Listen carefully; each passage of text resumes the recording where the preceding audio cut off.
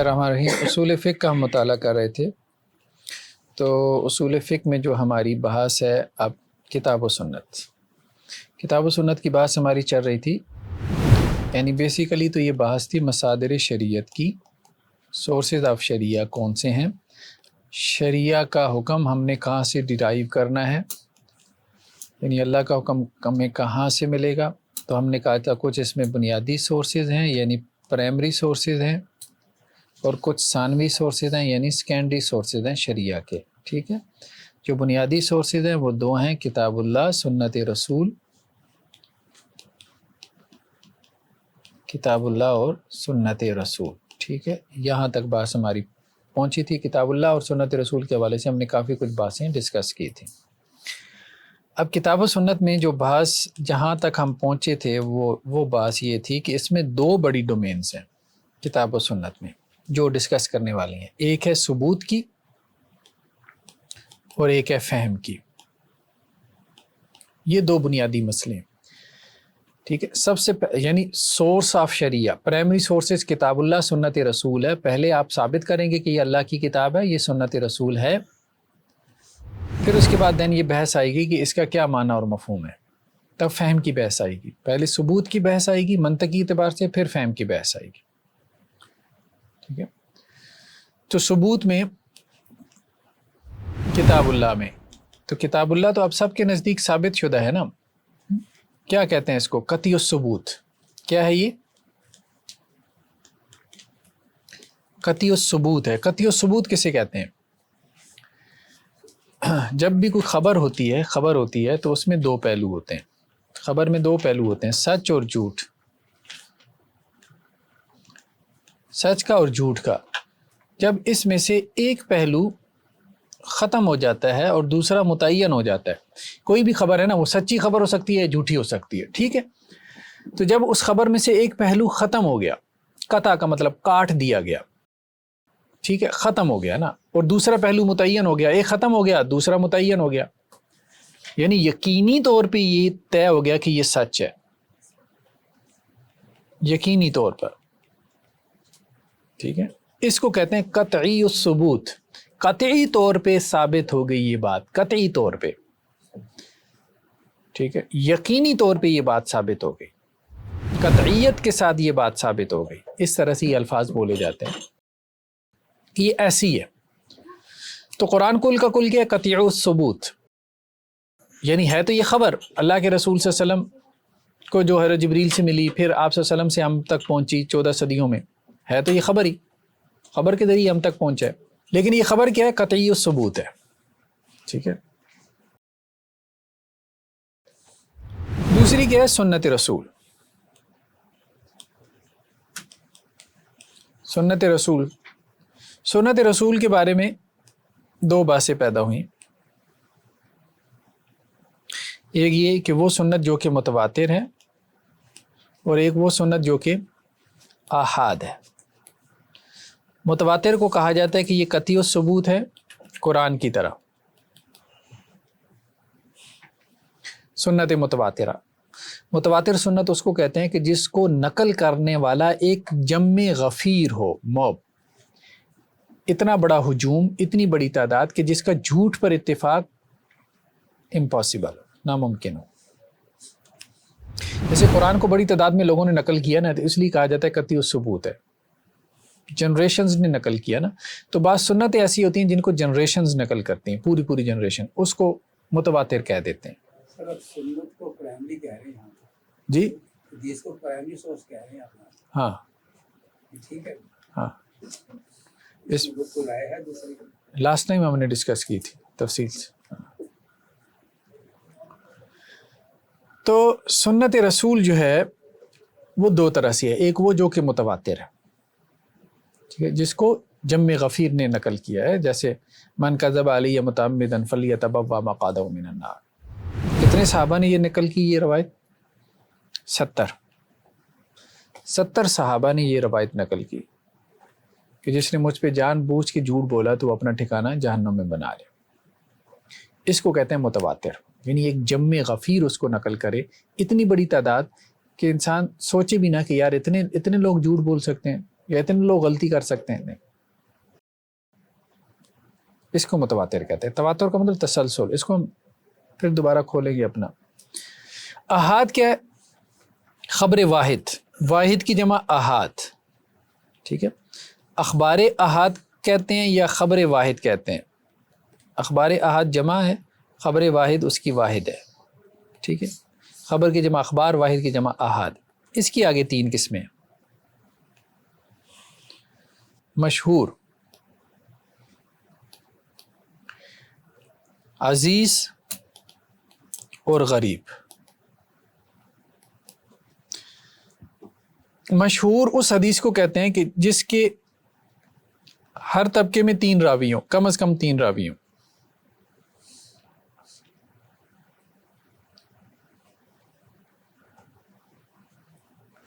عزیز اس کو کہتے ہیں جس کے ہر طبقے میں کم از کم 2 راوی ہو۔ غریب اس کو کہتے ہیں جس کے ہر طبقے میں کم از کم 1 راوی ہو۔ جنریشن، ٹھیک ہے۔ صحابہ کا ایک طبقہ ہے، تابعین کا ایک طبقہ ہے، تبع تابعین ایک طبقہ ہے، ٹھیک ہے۔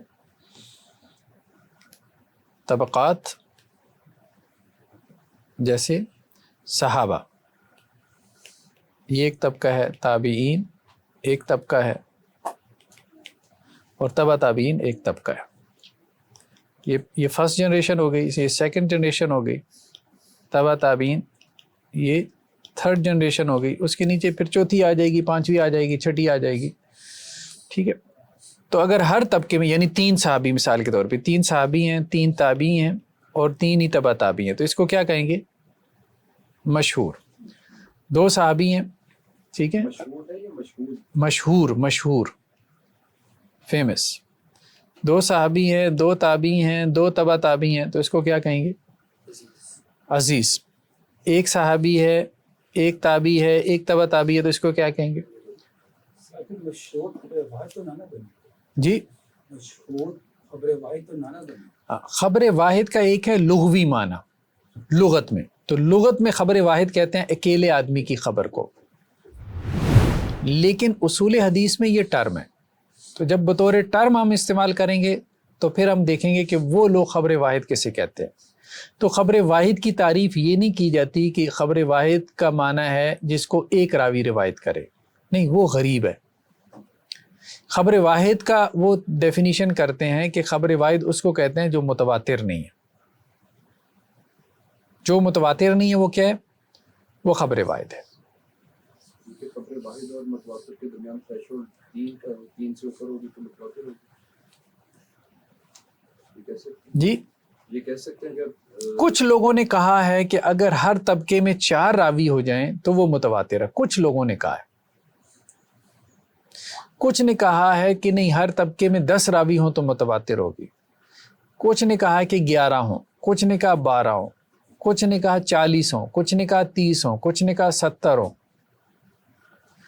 تو وہ اختلاف ہے، متواتر کتنے راویوں سے بنے گی اس میں اختلاف ہے۔ اس لیے متواتر کے بارے میں 2 رائے ہیں۔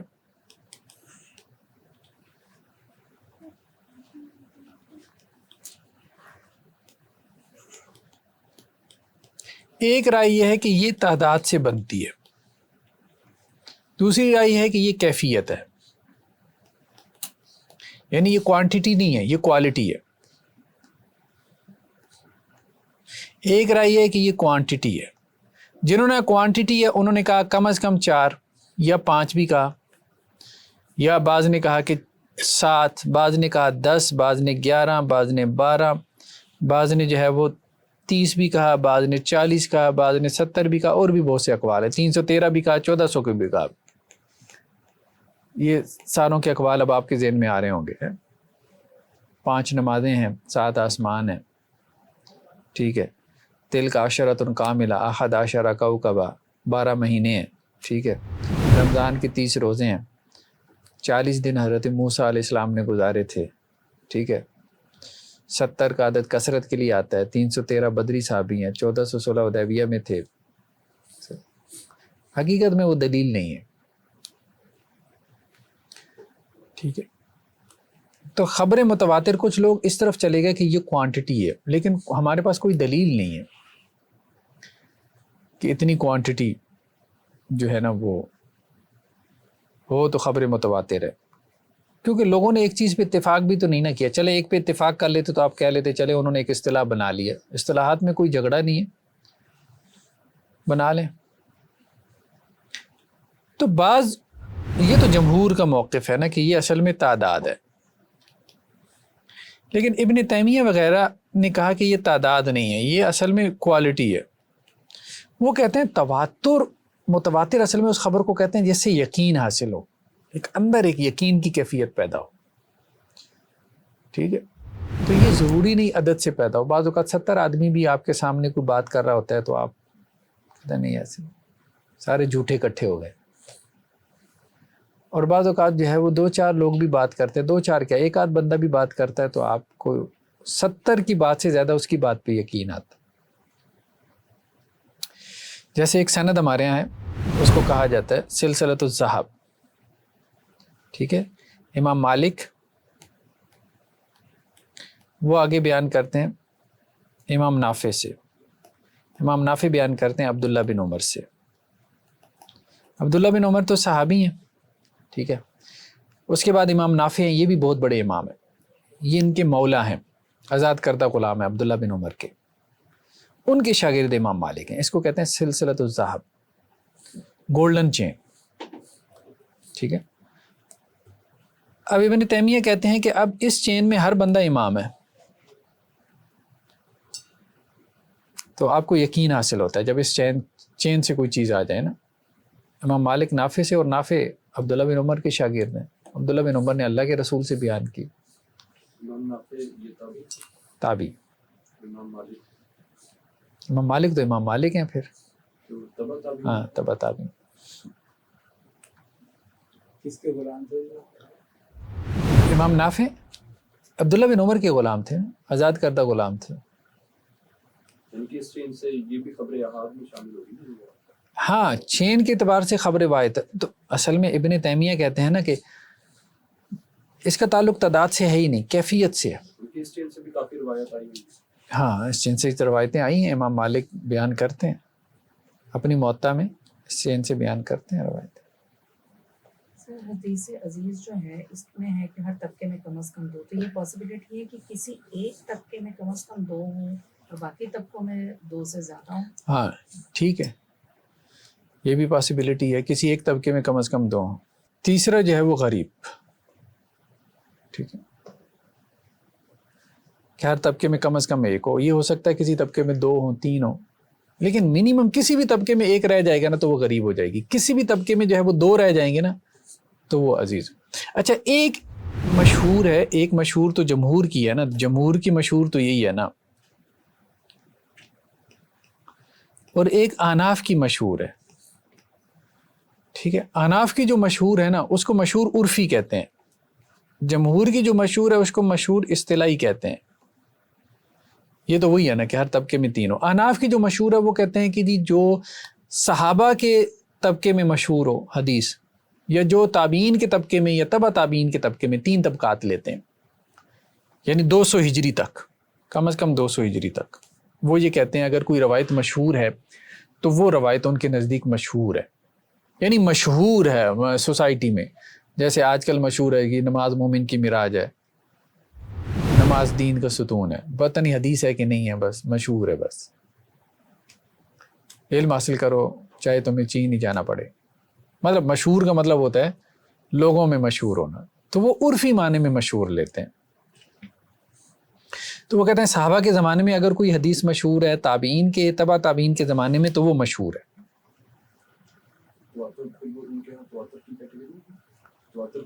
نہیں تواتر اصل میں سندی ہوتا ہے. اب متواتر تو ظاہری بات ہے سند سے تواتر ثابت ہوگا نا، تواتر تو سند سے ثابت ہوگا. تواتر بھی ایک طرح سے یہ جو آپ بیان کر رہے ہیں وہ مشہور ہی ہے. تواتر میں تو سند بنیاد ہے نا.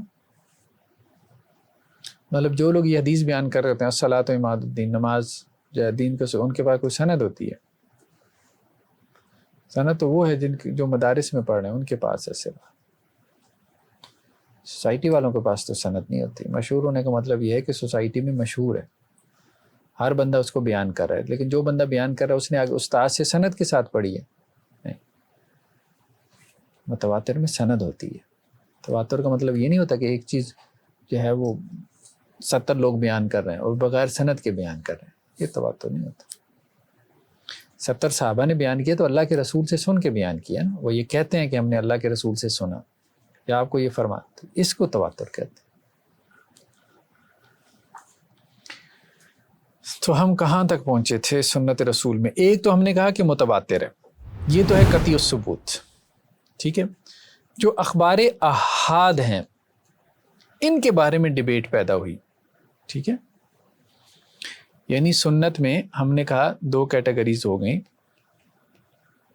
ایک متواتر اور ایک اخبار احاد. متواتر تو ہے قطعی الثبوت، ٹھیک ہے. اخبار احاد کے بارے میں ڈیبیٹ پیدا ہو گئی. اچھا، جو قطعی الثبوت ہے نا وہ کہتے ہیں کہ جی یہ علم یقین کا فائدہ دیتی ہے، یعنی اس سے یقین حاصل ہوتا ہے نا. یقین کسے کہتے ہیں؟ 100% بات یہی ہے بھائی، 100% بات یہی، علم یقین اس کو کہتے ہیں. اس کے مقابلے میں ایک ہوتا ہے علم ظن. ٹھیک ہے، یعنی علم کی 2 قسمیں کی جاتی ہیں، ایک یقین اور ایک ظن. یقین کہتے ہیں 100% یہی بات ہے، 100%، اور ظن کہتے ہیں غالب گمان یہی ہے. غالب گمان کا مطلب ہے 80%، 90%، غالب گمان میں جو بھی اب آپ لے لیں. ٹھیک ہے، ظن. تو وہ کہتے ہیں جی متواتر سے تو علم یقین حاصل ہوتا ہے، یعنی متواتر کا جو کانٹینٹ ہے نا، تو یقینی بات یہ ہے کہ اللہ کے رسول نے یہی بات کہی ہے، یعنی اس کی نسبت یقین کے ساتھ اب اللہ کے رسول کی طرف کر سکتے ہیں. ٹھیک ہے، اور اخبار احاد اس کے بارے میں ایک یہ ہے کہ یہ یقین کا فائدہ دیتی ہیں. ٹھیک ہے، دوسرا یہ ہے کہ یہ ظن کا فائدہ دیتی ہیں. تیسرا یہ ہے کہ بعد تحقیق یقین کا فائدہ دیتی ہیں.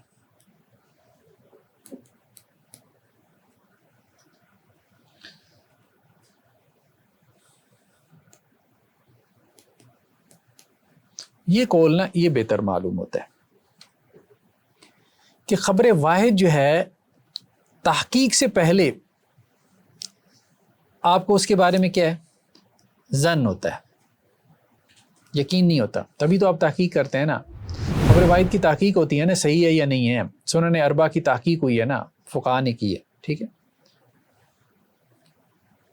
تو خبر واحد کی تحقیق ہوتی ہے. تحقیق سے پہلے تو اس میں ظن ہوتا ہے، لیکن تحقیق جب آپ نے کی تو اس کے تحقیق تو اسی لیے کی کہ آپ کو یقین کی کیفیت حاصل ہو. تحقیق کے بعد بھی ظن نہیں رہے تو فائدہ تحقیق کا. تو تحقیق کے بعد جو ہے یعنی ایک محقق کو یقین کا فائدہ دیتی ہے. سنن اربعہ سے کیا مراد ہے؟ سنن نسائی، سنن ابن ماجہ، سنن ترمذی. ٹھیک ہے، 4 ہیں نا سنن کی کتابیں معروف. سنن ابی داؤد، سیاہ 7 میں سے 2 کو صحیحین کہتے ہیں، 4 کو سنن کہتے ہیں. تحقیق اور تخریج میں کیا فرق ہے؟ تحقیق کہتے ہیں کہ ایک حدیث جو ہے اس اتھینٹک ہے کہ نہیں ہے. ٹھیک ہے، اور تخریج کہتے ہیں کہ ایک حدیث مطلب کون کون سی کتابوں کے اندر آئی ہے. مطلب یہ ایک حدیث ہے انما الاعمال بالنیات، اس کی تخریج کیا ہوگی؟ یہ صحیح بخاری میں بھی ہے حدیث نمبر فلاں، صحیح مسلم میں بھی ہے حدیث نمبر فلاں، سنن ابی داؤد میں ہے حدیث نمبر فلاں. نیچے آپ 10-12 حوالے لکھ لیں کہ فلاں فلاں کتاب میں یہ آئی ہے. اس کو تخریج کہتے ہیں. ترک بھی بولتے ہیں. ہاں، سر متواتر حدیث کی کتنی تعداد ہوگی؟ متواتر حدیث جو ہے نا، ایک متواتر ہے لفظی، وہ تو ایک ہی ہے. باقی متواتر معنوی کے بارے میں کہا جاتا ہے کچھ 100 کے قریب ہے. متواتر جو احادیث ہیں 2 قسم پر ہیں، ایک متواتر لفظی اور ایک معنوی. ٹھیک ہے، متواتر لفظی تو ایک ہی حدیث ہے، من کذب علی متعمدا فلیتبوأ مقعدہ من النار، یعنی جس کے لفظوں میں بھی تواتر ہے، یہ تو ایک ہی حدیث ہے. یہ جو معنوی ہے نا یہ کوئی 100 کے قریب ہے کہا جاتا ہے، واللہ اعلم. اب متواتر معنوی کیا چیز ہوتی ہے؟ متواتر معنوی یہ ہوتی ہے کہ وہ حدیث ایک نہیں ہوتی، لیکن مختلف حدیثوں میں کوئی ایک چیز کامن آ جاتی ہے. مثال کے طور پہ دعا، ہاتھ اٹھا کر دعا مانگنا، یہ متواتر مانوی ہے. لیکن ہاتھ اٹھا کر دعا مانگنے کی حدیثیں کیا بہت زیادہ ہیں؟ وہ کس اعتبار سے زیادہ ہیں؟ مثال کے طور پہ کسی حدیث میں آتا ہے کہ جی آپ صلی اللہ علیہ وسلم نے عیدین کی نماز پڑھائی اور اس کے بعد ہاتھ اٹھا کے دعا مانگی. کسی میں ہے کہ جی استسقاء کی نماز آپ نے پڑھائی تو آپ نے ہاتھ اٹھا کے دعا مانگی. کسی میں ہے کہ کسی نے آپ سے درخواست کی کہ جی میرے لیے دعا کریں تو آپ نے ہاتھ اٹھا کے دعا مانگی. مختلف واقعات ہیں، مختلف ایونٹس ہیں، ٹھیک ہے، جو مختلف اوقات میں ہوئی. اب ان میں ایک چیز کامن آ گئی اور وہ کیا ہے کہ آپ نے دعا کے لیے ہاتھ اٹھائے. اس کو متواتر مانوی کہہ دیتے ہیں. ٹھیک ہے، یعنی ایک بات مختلف جگہوں سے ثابت ہو رہی ہے، تواتر سے ثابت ہو رہی ہے. تواتر عملی کس میں آتا ہے؟ تواتر عملی نہیں، تواتر عملی تو کوئی چیز نہیں ہے، وہ کوئی چیز نہیں. تواتر عملی تو ہمارے یہاں ویسی جو ہے وہ اصلاحی صاحب نے ایک اصطلاح جو ہے وہ وضع کر لی، اس کو ہم اصول حدیث میں دیکھیں گے تفصیل سے. ٹھیک ہے، بنیادی طور پہ تو یہ اصول حدیث کا موضوع بنتا ہے نا.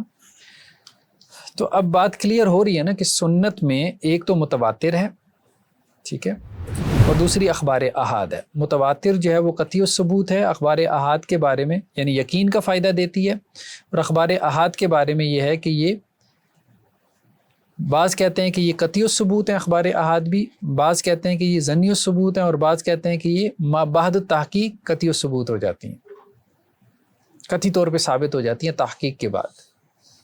تو یہ قول زیادہ بہتر معلوم ہوتا ہے، تحقیق کے بعد ان کا ثبوت یقینی ہو جاتا ہے. مطلب ہم تحقیق اس لیے دیکھتے ہیں نا تاکہ ہمیں پتہ چلے کہ یہ حدیث صحیح ہے یا ضعیف ہے.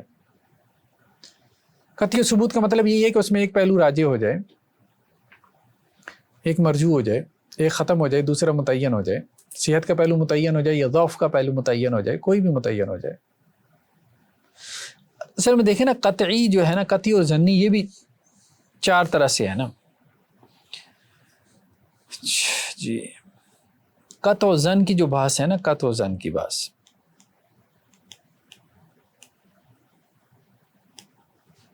قطعی اور ظنی، یہ دو اصطلاحات استعمال ہوتی ہیں نا. ایک ہے قطعی الثبوت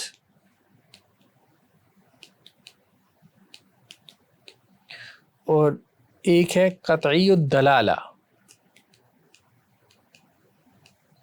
اور ایک ہے ظنی الثبوت اور ایک ہے ظنی الدلالہ.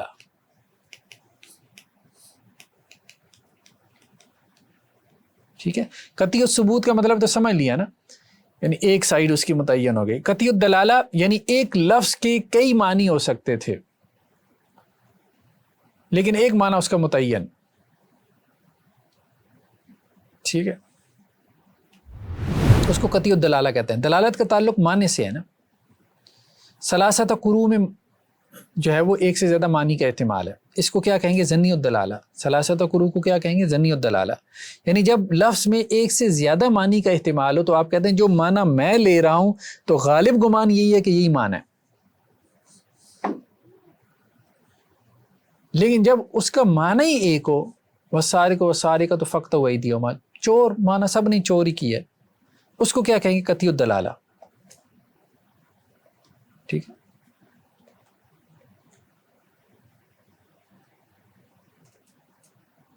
قطعی ثبوت یعنی کہ پہلے کی چیز ہے، اس سے پہلے. ہاں، قطعی ثبوت کا تعلق تو خبر سے ہے نا، کہ خبر قطعی طور پہ ثابت ہے. دلالت کا تعلق معنی سے ہے کہ اس خبر کا جو معنی ہے وہ قطعی طور پہ ثابت ہے یا ظنی طور پہ ثابت ہے. یعنی جہاں اختلاف ہو جائے گا تو ہم کہیں گے ظنی الدلالہ ہے معنی میں. جہاں معنی میں سب کا اتفاق ہوگا تو ہم کیا کہیں گے؟ یہاں معنی کیا ہے؟ قطعی ہے. یعنی کہ قطعی ثبوت کسی بھی آیت یا قطعی ثبوت کسی بھی حدیث میں دلالت جو ہے وہ قطعی بھی ہو سکتی ہے. جیسے دیکھیں قرآن مجید جو ہے یہ قطعی الثبوت ہے، قرآن مجید. ٹھیک ہے، اور قرآن مجید جو ہے وہ قطعی الدلالہ ہے. ہاں ہے، قرآن مجید قطعی الدلالہ ہے بہت سارے مقامات بھی. اس کا معنی ایک ہی کیا جاتا ہے, کوئی اختلاف نہیں ہے. قرآن مجید ظنی الدلالہ ہے, ہاں قرآن مجید ظنی الدلالہ بھی ہے, کیوں نہیں ہے؟ قرآن میں بہت سارے مقامات پہ اختلاف ہے, جیسے ہم نے کہا ثلاثۃ قروء, اس کا کیا معنی ہے؟ امام شافعی کیا کہتے ہیں؟ ہاں طہور ہے, اس کا ایک معنی طہور کیا گیا اور ایک معنی اس کا منسس کیا گیا. امام شافعی کہتے ہیں اس کا معنی طہور ہے, اور امام ابو حنیفہ کہتے ہیں اس کا معنی کیا ہے؟ حیض ہے. قروء کے معنی میں اختلاف ہو گیا, تو اس کو کہیں گے ظنی الدلالہ, یعنی اب معنی قطعی نہیں ہے نا. صحابہ میں اختلاف ہو جاتا ہے قرآن مجید کے معنی میں, تابعین میں ہو جاتا ہے, تبع تابعین میں, ائمہ میں, مفسرین میں ہو جاتا ہے, ٹھیک ہے, ہو جاتا ہے. تو اختلاف اگر تنوع کا نہیں ہے, تضاد کا اختلاف ہے, تو اس کا مطلب یہ ہے کہ وہ ظنی الدلالہ ہے. یعنی مفسر یہی کہے گا کہ غالب گمان یہی ہے کہ وہی معنی ہے جو مجھے سمجھ میں آ رہا ہے, قطعی طور پہ وہ نہیں کہہ سکتا. کیوں؟ کیونکہ دوسروں نے دوسرا معنی لے لیا نا. اب یہ کوئی خدا سے تو معنی نہیں نا لے کے آیا. یہاں پہ اصل میں غلطی کرتے ہیں ہمارے یہاں یہ مکتب فرعی والے بھی, کہ وہ ایک قطعیت کا سٹانس لے لیتے ہیں. وہ کہتے ہیں جو ہمیں سمجھ میں آیا نا یہی ہے بس, باقیوں کو جو سمجھ میں آیا نہیں وہ غلط ہے. یہ سٹانس لینا ٹھیک نہیں ہے. وہ یقین کی کیفیت آپ کے اندر ہی ہوتی ہے, لفظ میں نہیں ہوتی. لفظ میں ہوتی تو وہ لفظ سب کو ایک معنی تک پہنچاتا. جو بھی کوئی معنی لے رہا ہو تو اس کے اندر اپنے طور پہ یقینی کیفیت بھی ہو. ہاں لیکن اس کو نہیں, وہ یقین کی کیفیت اگر آپ کی اپنی ہے نا تو یہ تو ریلیٹیو ہے نا. اگر لفظ کی ہے تو سب وہاں تک پہنچیں گے. یعنی بعض اوقات لفظ اتنا کلیئرٹی کے ساتھ اپنے معنی پہ دلالت کر رہا ہوتا ہے کہ سب کہتے ہیں بھئی اس کا یہی معنی ہے, ٹھیک ہے. اور بعض اوقات لفظ کی اپنے معنی پہ دلالت کلیئرٹی کے ساتھ نہیں ہوتی, وضاحت کے ساتھ نہیں ہوتی.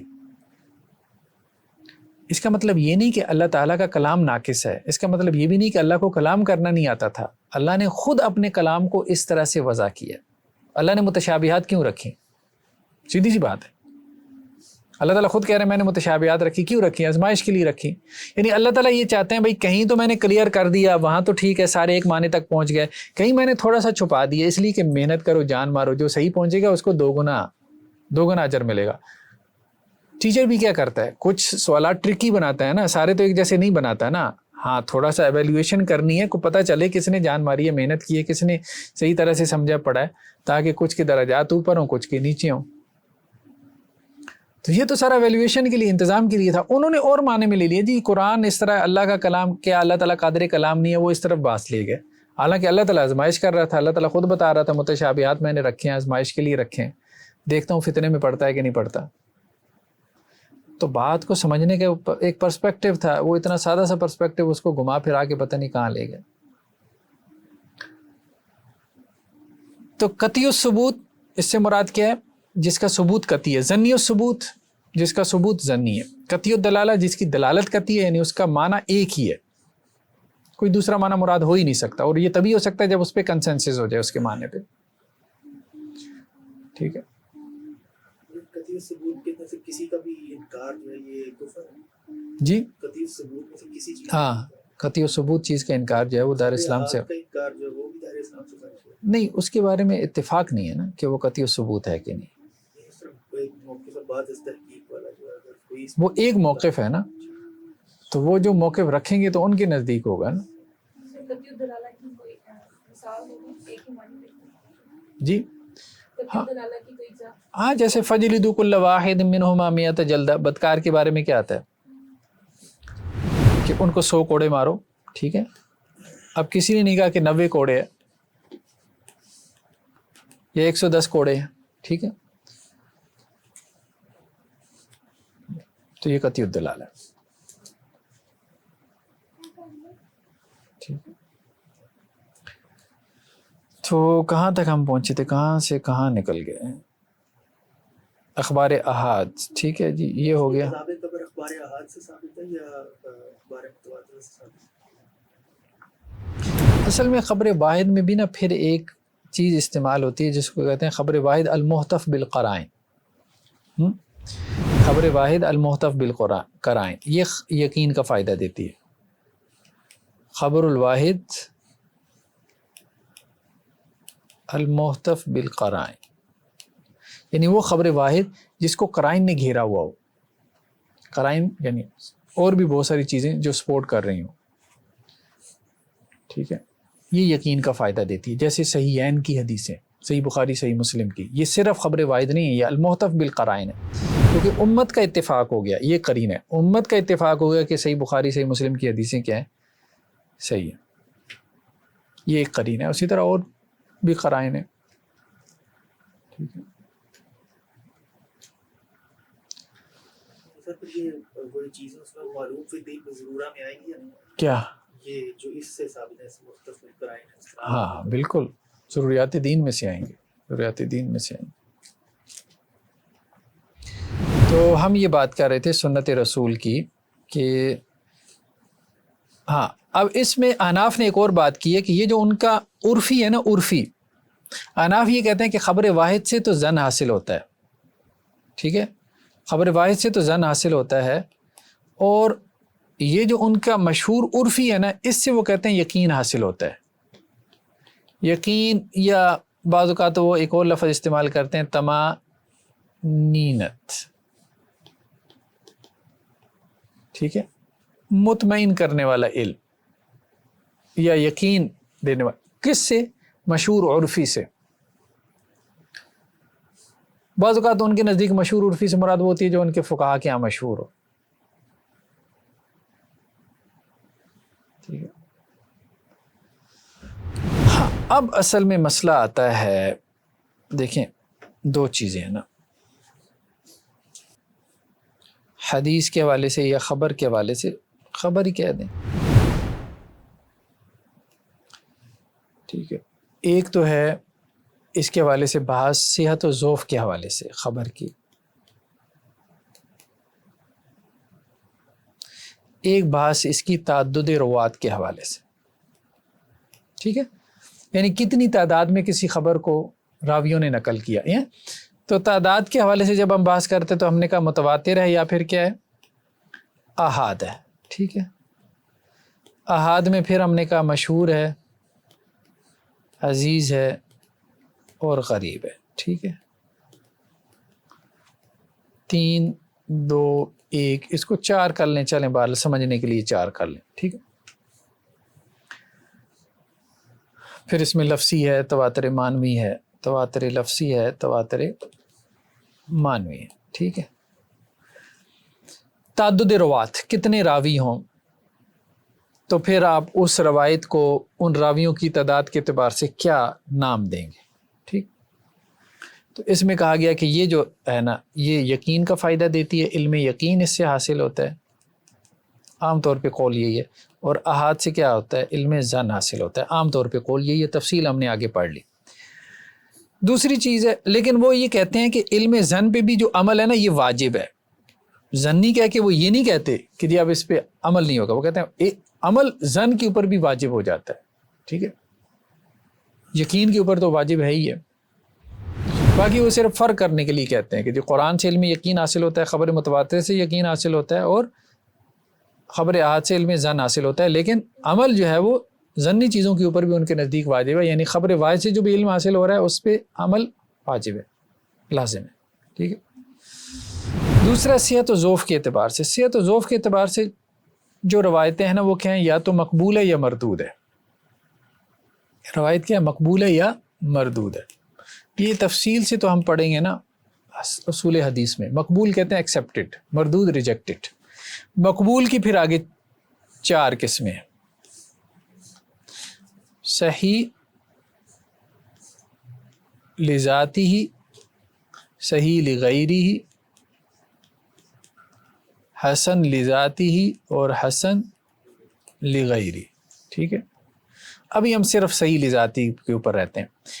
صحیح لذاتی کی 5 شرائط ہیں، یعنی صحیح حدیث جسے آپ کہتے ہیں نا، صحیح حدیث کہتے ہیں جس کی 5 شرائط ہو،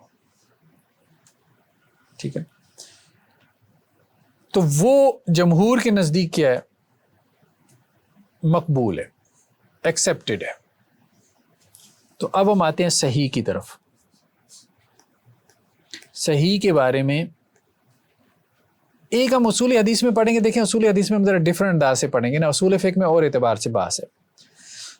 اصول فقہ میں اب آپ مصر شریعت پڑھ رہے ہیں نا, کون سی سنت مصر شریعت بنے گی؟ ظاہر بات ہے جو صحیح ہوگی, ضعیف والی تو مصر شریعت نہیں نہ بنے گی. اب صحیح کون سی ہے؟ ایک نقطہ نظر ہے محدثین کا, ٹھیک ہے, ان کے نزدیک صحیح وہ حدیث ہے جس میں 5 شرائط ہوں, جو 5 شرائط کو کوالیفائی کرے.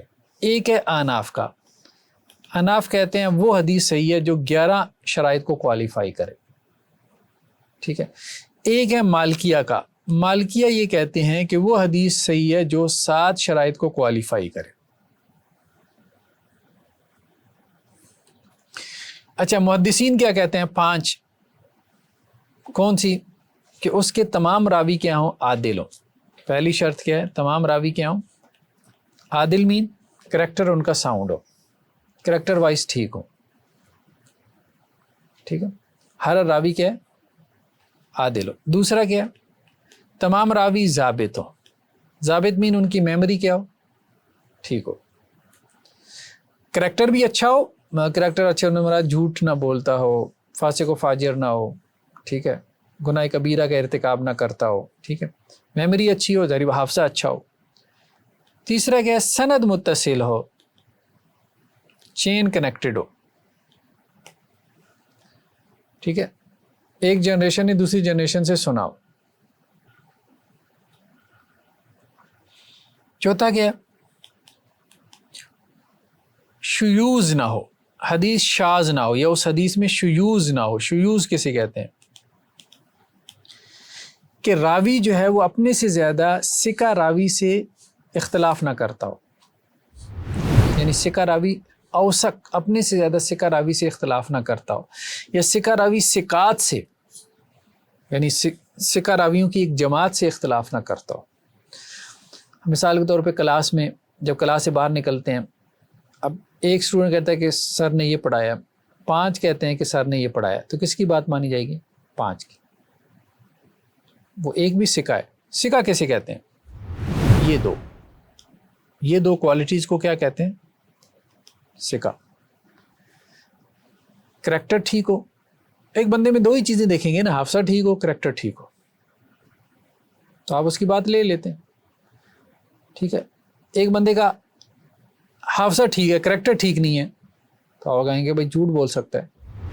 ایک بندے کا کریکٹر ٹھیک ہے, حافظہ ٹھیک نہیں ہے, پھر بھی آپ کہیں گے یار غلطی لگ سکتی ہے, بندہ تو ٹھیک ہے, متقی پرہیزگار ہے, لیکن حافظہ ہی نہیں ہے, کمزور ہے, بات کو پتہ نہیں کیا سے کیا بنا دے گا. تو فاسق العقیدہ ہو تو عادل ہو سکتا ہے؟ فاسق العقیدہ ہو عادل ہو نہیں. تو عدالت اور ضبط 2 چیزیں, ثقہ ہونے کے لیے کیا ہے؟ 2 چیزیں ہونا ضروری ہے. تو ثقہ راوی جو ہے, ثقہ راوی اپنے سے زیادہ ثقہ راوی کی اوثق کی مخالفت نہ کرے. ثقہ راوی اگر اوثق کی مخالفت کرے گا تو ہم کہیں گے شاذ ہے. جیسے وہ بکری جو ہے نا اپنے ریوڑ سے علیحدہ ہو جاتی ہے, اس طرح یہ اپنے ریوڑ سے علیحدہ ہو گیا. ایک ہی محدث کے ہزاروں شاگرد ہوتے تھے, کچھ ایک طرح سے بیان کرتے تھے کہ جی استاد نے اس طرح سے روایت بیان کی, کچھ اور طرح سے. ٹھیک ہے. 5واں کیا؟ اس میں علت نہ ہو, خفیہ علت نہ ہو, ہڈن ڈیفیکٹ نہ ہو. اصل میں یہ تفصیلی باتیں نا اصول حدیث کی ہیں, ابھی آپ اس کو موٹا موٹا ہی گزاریں.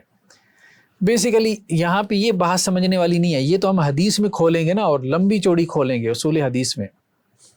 ساری اصول حدیث اسی کے گرد ہی گھوم رہی ہے, ٹھیک ہے. ابھی صرف اتنا سمجھیں کہ محدثین کے نزدیک 5 شرائط ہیں. کوئی حدیث ٹھیک ہے اگر اس میں یہ 5 شرائط پوری ہیں تو, ٹھیک ہے.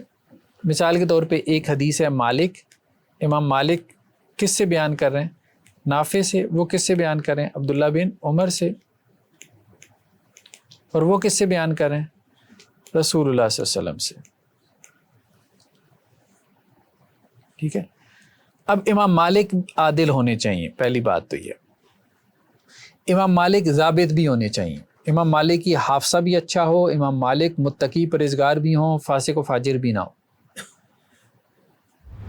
لمبی چوڑی شرائط ہوتی ہیں, بلکہ وہ محدثین تو یہاں تک دیکھتے تھے بازار میں کھانا کھانے والا بھی نہ ہو. عدالت میں یہ بھی دیکھتے تھے, بازار میں جو کھانا کھاتا تھا اس سے بھی روایت نہیں لیتے تھے.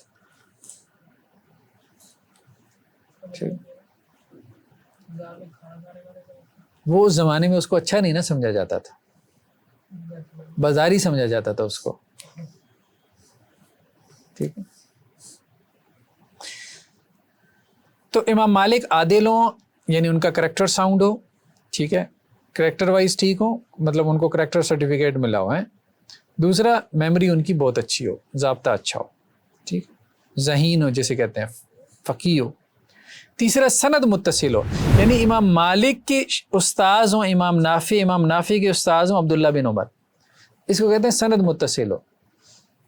یہ نہیں کہ امام مالک نے امام نافع سے پڑھا ہی نہیں یا امام نافع نے عبداللہ بن عمر سے پڑھا ہی نہیں. اگر ایسا ہو کہ امام مالک جو ہے بیان کر دیں عبداللہ بن عمر سے کہ میں نے عبداللہ بن عمر سے سنا, تو یہ چین کنیکٹڈ ہوگی؟ نہیں, یہ چین ڈسکنیکٹ ہو جائے گی. تو سند متصلوں کا مطلب کیا ہے؟ شاگرد اس کا استاذ پھر اس کا استاذ پھر اس کا استاذ. یہ نہیں کہ شاگرد جو ہے اپنے استاذ کے بجائے استاذ کے استاذ سے بیان کرنا شروع کر دے, تو وہ چین ڈسکنیکٹ ہو جائے گی, پھر وہ روایت قابل قبول نہیں ہے. اپنے استاذ کے استاذ سے کیسے سن سکتا ہے؟ دادا استاذ سے نہیں سن سکتا. یہ ایسی ہے جیسے آج کے زمانے میں آپ کہیں کہ جی میں نے قائد اعظم محمد علی جناح کو مینار پاکستان پہ یہ تقریر کرتے سنا, تو یہ چین کنیکٹڈ ہوگی؟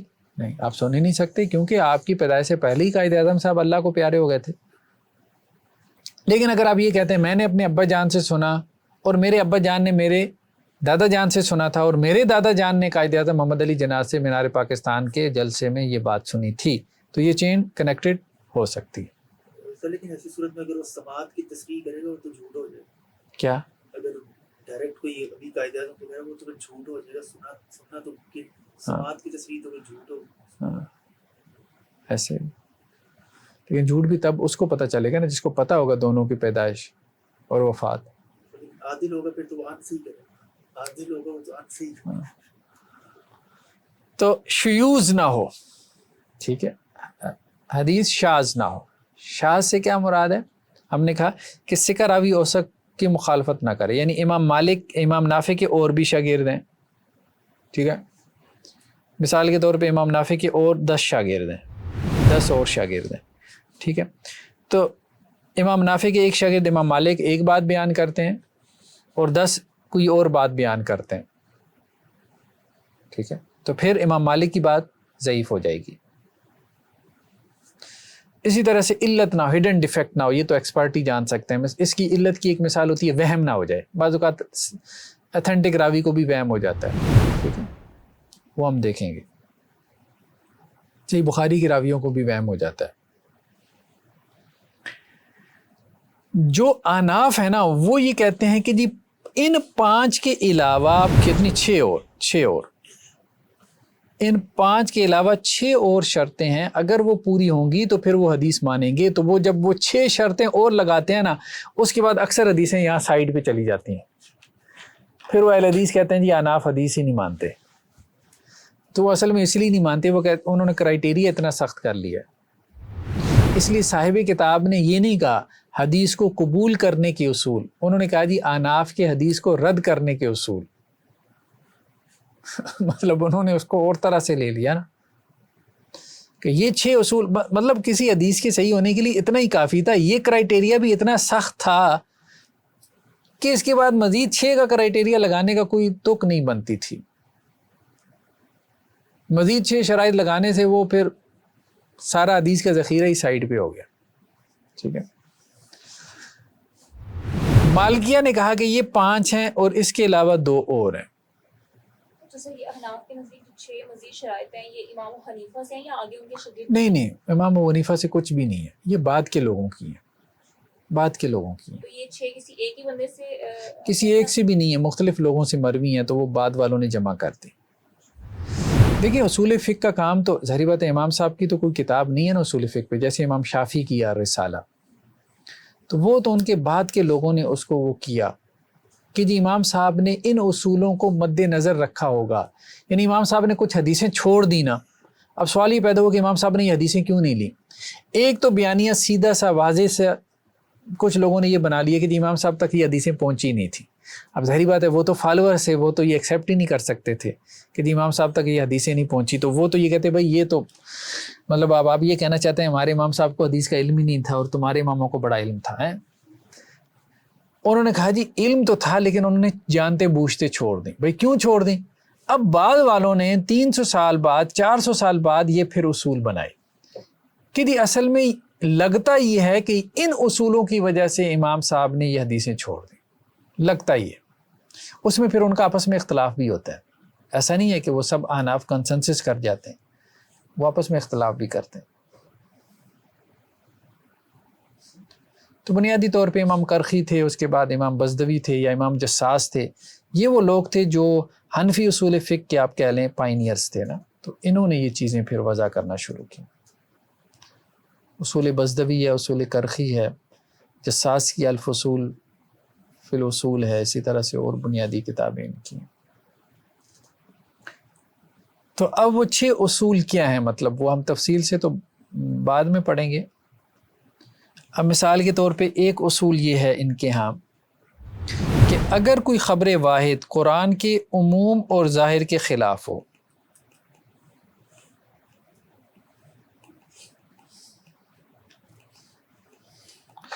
اگر کوئی خبر واحد قرآن کے عموم اور ظاہر کے خلاف ہو تو وہ خبر واحد مردود ہوگی. یعنی وہی آپ یوں کہہ لیں کہ جی کوئی خبر واحد قرآن کے خلاف ہو، آپ یوں کہہ لیں. محدثین کہتے ہیں یار قرآن کے خلاف تو حدیث ہو ہی نہیں نہ سکتی. 5 شرائط پہ آپ نے پرکھ لیا نا، دیکھ لیا آپ نے، ٹھیک ہے، اب اس کے بعد مزید کی کیا ضرورت ہے. اچھا یہ 3 شرائط کا تعلق روایت سے ہے، یہ 3 کا، پہلی 3 کا اس کا تعلق کس سے ہے؟ روایت سے. اور اگلی 2 کا تعلق درایت سے ہے. یعنی آپ نے روایتاً بھی پرکھ لیا، درایتاً بھی پرکھ لیا، یعنی سند کو بھی پرکھ لیا. یعنی یہ سند میں کیا ہے؟ سند میں راوی ہے نا، تو راوی عادل و ضابط ہو، سند کیا ہو؟ کنیکٹڈ ہو. ٹھیک ہے، سند بھی آپ نے پرکھ لی. یہ ہے متن. متن کو بھی آپ نے کریٹیکلی اس کو انالائز کر لیا کہ اس میں شیوز نہ ہو نا، اس میں کوئی جو ہے وہ علت نہ ہو. تو جب آپ نے سند کو بھی کریٹیکلی دیکھ لیا، متن کو بھی دیکھ لیا، اب اس کے بعد کیا دیکھنا ہے؟ اب آپ نے بس کافی ہے. وہ حدیث ٹھیک ہے، اب وہ قرآن کے خلاف نہیں ہو سکتی. آپ کے ذہن میں جو قرآن کا معنی ہے اس کے خلاف ہو سکتی ہے. وہ محدثین اس طرح سے لیتے ہیں کہ حدیث، اللہ کے رسول قرآن کی مخالفت کرنے نہیں آئے تھے کہ ہم حدیث اور قرآن کو آپس میں ٹکرا دیں. نہیں. اچھا اس بارے میں جو حدیث ہے نا، ایک اصل میں وہ حدیث بھی فیبریکیٹڈ ہے، من گھڑت ہے. ایک حدیث یہ بیان کی جاتی ہے کہ جی اللہ کے رسول نے کہا کہ تمہارے پاس کوئی حدیث پہنچے نا تو پہلے یہ دیکھو کہ قرآن سے ٹکرا رہی ہے کہ نہیں. اگر قرآن سے ٹکرا رہی ہے تو اس حدیث کو رد کر دو. یہ حدیث خود موضوع ہے، یہ خود موضوع حدیث ہے کہ جب میری حدیث کوئی تمہارے پاس پہنچے تو اس کو قرآن کے اوپر پیش کرو. اگر قرآن کے مطابق ہو تو لے لو، نہیں ہے تو نہ لو. لیکن اب یہ خود حدیث موضوع ہے نا، اب اس کا کیا کریں. بلکہ بعض ائمہ نے کہا کہ ہم نے اس حدیث کو قرآن کے اوپر پیش کیا تو قرآن نے کہا کہ اس کو اٹھا کے پھینک دو کیونکہ قرآن یہ کہتا ہے ما آتاکم الرسول فخذوہ وما نہاکم عنہ فانتہوا من یطع الرسول فقد اطاع اللہ. تو خیر بہرحال وہ دونوں طرف والے نے اس طرح سے دلیل بنائی. اچھا درمیان میں ایک طبقہ آیا، انہوں نے کہا کہ اصل میں دیکھیں بات یہ تھی کہ امام ابو حنیفہ علیہ الرحمہ وہ اس معاملے میں معذور تھے، ہم ان کو بلیم نہیں کر سکتے کیونکہ جس دور میں انہوں نے فقہ کی تدوین کی، فقہ کو کمپائل کیا، اب یہ وہ دور تھا کہ جب کہ سلطنت اسلامیہ وسیع ہو رہی تھی، لاکھوں کے قریب لوگ جو ہے وہ مسلمان ہو رہے تھے. ٹھیک ہے، 3 براعظموں تک مسلمان پھیل چکے تھے نا. تو اب ایسے میں ایک تو یہ تھا کہ حدیث کی تحقیق کا کام ابھی نہیں ہوا تھا. موطا امام مالک اور اسی طرح سے یہ کتابیں تو لکھی جا رہی تھیں لیکن تحقیق کا کام نہیں ہو رہا، کمپائلیشن ہو رہی تھی. تحقیق تو پھر بعد میں ہوئی نا، ائمہ اربعہ کے بعد ہوئی. محدثین کا زمانہ 3 صدی ہجری کا زمانہ ہے نا جب تحقیق ہوئی. کمپائلیشن ہونا شروع ہو گئی تھی یا خبر زبانی نقل ہو رہی تھی. تو ایک کام تو ائمہ یا فقہا یہ کرتے کہ جی حدیث کی تحقیق میں لگ جاتے، تو وہ تو ہزاروں لوگوں کی پھر زندگیاں لگیں. دوسرا انہوں نے کہا کہ فوری طور پہ ضرورت اس بات کی ہے کہ لوگوں کو مسائل درپیش ہیں، ہم ان کو مسئلے کا حل بتائیں. تو ائمہ نے، فقہا نے کیا کیا کہ فقہوں کو مدون کیا حدیث کی تحقیق کے بجائے. تو وقتی طور پہ جیسے کہتے ہیں انسٹنٹ ریسرچ جو تھی وہ ضروری یہی تھی کہ وہ لوگوں کے مسائل کا حل بتاتے اور انہوں نے وہ کام صحیح طریقے سے کیا. لیکن بعد میں جب 3-4 صدیوں کے بعد فقہائے اناف آئے اور اس وقت تک جو ہے وہ حدیث کی تحقیق کا کام ہزاروں محدثین کر چکے تھے, ان کے مجموعے کمپائل ہو چکے تھے, تو اب بعد میں آنے والے 4-5ویں صدی ہجری کے اناف کو یہ چاہیے تھا کہ وہ محدثین کی تحقیق سے فائدہ اٹھاتے اور اپنی فقہ کو ریوائز کرتے. بجائے اس کے کہ وہ اپنے فقہ کو ریوائز کرتے, انہوں نے اپنے ائمہ کو, جو کہ ایک وقت آپ یوں کہہ لیں کہ ایک عارضی ان کی ایک اپروچ تھی اور اس وقت کے حساب سے ٹھیک تھی, جبکہ حدیث کی تحقیق کا کام نہیں ہوا تھا کہ دیکھو حدیثیں تو نقل ہو رہی ہیں نا, لیکن یہ نہیں پتہ صحیح کون سی ہے ضعیف کون سی ہے, تو کیا کرو قرآن کے اوپر اپنی فقہ کی بنیاد رکھو. ٹھیک تھا بالکل یہ فیصلہ, قرآن کے اوپر فقہ کی بنیاد رکھو, یا فوری طور پہ اب آپ کیا کر سکتے ہو, وہ حدیث لے لو جو قرآن کے مطابق معلوم ہو رہی ہے, ٹھیک ہے. لیکن جب حدیث کی تحقیق ہو گئی, اس کے اصول و ضوابط, اس کا علم مدون ہو گیا, تو پھر جو ہے نا وہ ہمیں حدیث کو لینا چاہیے تھا. اور پھر وہ بظاہر لگ رہا ہوتا ہے قرآن اور اس کے عام کے خلاف ہے, لیکن حقیقت میں وہ قرآن کے ظاہر اور اس کے عموم کے خلاف نہیں ہوتی. تو بہرحال ایک تو یہ بیان کیا جاتا ہے قرآن کے ظاہر و عموم کے خلاف ہو, دوسرا یہ ہے کہ وہ حدیث مشہور کے خلاف ہو. خبر واحد حدیث اس طرح سے پریزنٹ کیا تھا جی, یہ جو موقف آپ نے بتایا کہ وہ معذور تھے, یہ والا موقف سب سے پہلے کس کی طرف سے آیا؟ یہ تو انہوں نے بیان کیا نا اپنے عاصم الحداد صاحب نے, یا ان سے پہلے جو ہے وہ کچھ امام ابن قیم وغیرہ کی بحثیں موجود ہیں کچھ. کیونکہ اس چیز کی تو مخالف امام ابن تیمیہ نے لکھا ورف الملام علی قائمۃ اللہ.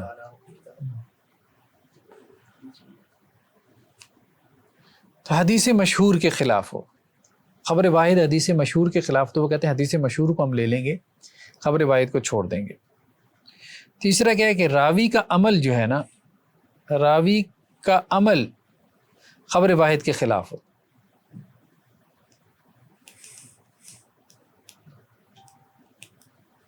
ٹھیک ہے, تو وہ کہتے ہیں پھر بھی ہم خبر واحد کو چھوڑ دیں گے کہ جو راوی اس خبر کو نقل کر رہا ہے, یعنی صحابی, اس کا اپنا عمل اس کے خلاف ہے. اس کو ہم تفصیل سے دیکھیں گے. چوتھا مثال کے طور پہ راوی کا جو فتویٰ ہے نا وہ اس کے خلاف ہو, راوی کا قول یا فتویٰ اس کی خبر کے خلاف ہو, تو وہ کہتے ہیں ہم اس کی خبر کو چھوڑ دیں گے اور اس کا فتویٰ لے لیں گے. اس روایت کا تعلق عموم بلوہ سے ہو,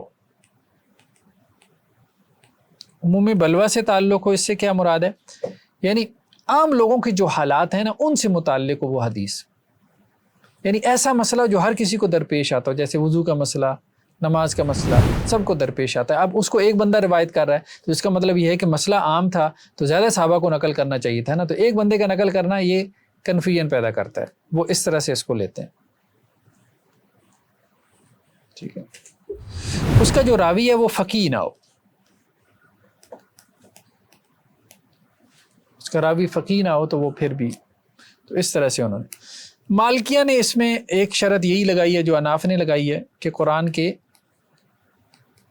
عام اور ظاہر کے خلاف ہو, یعنی خبر واحد, تو پھر ہم خبر واحد کو ترک کر دیں گے.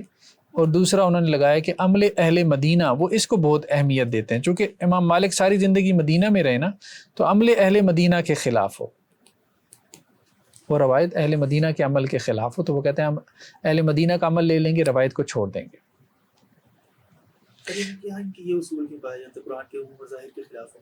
کن کے یہاں؟ مالکیہ میں, کیونکہ اب مالکیہ تو محدثین مدینہ میں اتوات روایات. ہاں نہیں, انہوں نے اس کو تھوڑا سا کیا ہے مزید نا, اس میں وہ پلس بھی کرتے ہیں نا, وہ کہتے ہیں کہ جی قرآن کے عام اور ظاہر کے خلاف ہو, ٹھیک ہے, تو لیکن اس میں وہ پلس کرتے ہیں اگر تو اس کی تائید عمل اہل مدینہ سے ہو جائے تو پھر اس کو لے لیتے ہیں, اگر اس کی تائید اجماع سے ہو جائے پھر بھی اس کو لے لیتے ہیں. تو کچھ صورتوں میں وہ اس کو لے لیتے ہیں, یعنی وہ اناف سے تھوڑا سا وہ ہٹ جاتے ہیں. اس کو ہم تفصیل سے پھر نا نیکسٹ ٹائم ہم اس کو دیکھیں گے, ان کی جو شرائط ہیں اناف کی اور مالکیہ وغیرہ کی, کہ یہ کس طرح سے ہیں. چلیں جی, آج کے لیے پھر اتنا ہی کافی ہے. سبحانک اللہم و بحمدک نشہد ان لا الہ الا انت